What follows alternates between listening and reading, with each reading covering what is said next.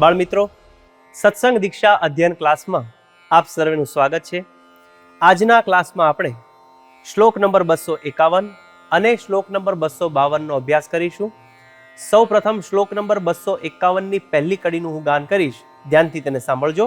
વિષ્ણુશ્ચ શંકરશ્ચૈવ પાર્વતી ચ ગજાનનઃ. ફરીવાર, વિષ્ણુશ્ચ શંકરશ્ચૈવ પાર્વતી ચ ગજાનનઃ. આ કડીના છૂટા છૂટા શબ્દો જોઈએ. વિષ્ણુશ્ચ શંકરશ્ચૈવ પાર્વતી ચ ગજાનનઃ. પહેલો શબ્દ છે વિષ્ણુશ્ચ, બે શબ્દ છે વિષ્ણુઃ ચ. બીજો શબ્દ છે શંકરશ્ચૈવ, શંકરઃ ચ એવ પાર્વતી ચ ગજાનનઃ. આખી કડી સમૂહમાં બે વાર ગાન કરીશું. વિષ્ણુશ્ચ શંકરશ્ચૈવ પાર્વતી ચ ગજાનનઃ. ફરીવાર, વિષ્ણુશ્ચ શંકરશ્ચૈવ પાર્વતી ચ ગજાનનઃ. હવે આ શ્લોકની બીજી કડી જોઈએ. સૌ પ્રથમ તેનું ગાન કરીશ, ધ્યાનથી સાંભળજો. દિનકરશ્ચ પંચૈતામાન્યઃ પૂજ્યા હિ દેવતાઃ. ફરીવાર, દિનકરશ્ચ પંચૈતામાન્યઃ પૂજ્યા હિ દેવતાઃ. આ કડીના છૂટા છૂટા શબ્દો જોઈએ. દિનકરશ્ચ પંચૈતા માન્યાઃ પૂજ્યા હિ દેવતાઃ. પહેલો શબ્દ છે દિનકરશ્ચ, દિનકરઃ ચ. બીજો શબ્દ છે પંચૈતા, એમાં બે શબ્દ સમાયેલા છે પંચ એતાહ, એટલે કે આ પાંચ. કયા પાંચ? વિષ્ણુ, શંકર, પાર્વતી, ગજાનન અને દિનકર, એટલે કે સૂર્ય. આ પાંચ દેવતાને પૂજ્યપણે માનવા એવી વાત કરી છે. આખી કડી સમૂહમાં બે વાર ગાન કરીએ. દિનકરશ્ચ પંચૈતામાન્યઃ પૂજ્યા હિ દેવતાઃ. ફરીવાર, દિનકરશ્ચ પંચૈતામાન્યઃ પૂજ્યા હિ દેવતાઃ. હવે આખો શ્લોક સમૂહમાં બે વાર ગાન કરીશું. વિષ્ણુશ્ચ શંકરશ્ચૈવ પાર્વતી ચ ગજાનનઃ. દિનકરશ્ચ પંચૈતામાન્યઃ પૂજ્યા હિ દેવતાઃ.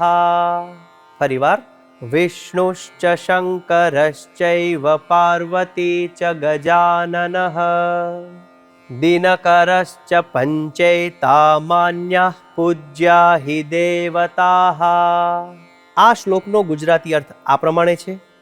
વિષ્ણુ, શંકર, પાર્વતી, ગણપતિ તથા સૂર્ય એ પાંચ દેવતા પૂજ્યપણે માનવા. તો બાળમિત્રો, આ પ્રમાણે શ્લોક નંબર 251 નું ગાન કરી મુખપાઠ કરવાનો છે. હવે આપણે જઈએ છીએ શ્લોક નંબર 252 પર. પહેલી કડીનું હું અહીંથી ગાન કરીશ, ધ્યાનથી તેને સાંભળજો.